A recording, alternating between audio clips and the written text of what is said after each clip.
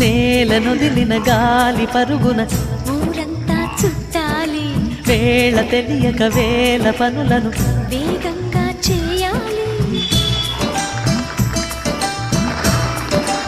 నా ఇంటి గడపకి వింటి మెరుపుల తోరణమే కట్టాలి, కొంటె కలలతో జంట చిలకకి స్వాగతమే చెప్పాలి. ఎన్నెన్నో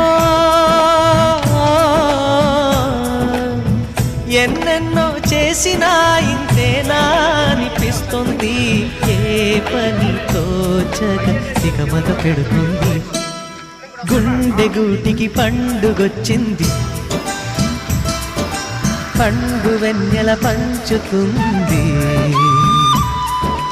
మబ్బుల్లో జాబిల్లి ముంగిట్లో దిగుతుంది, నా ఇంట్లో దీపం పెడుతుంది.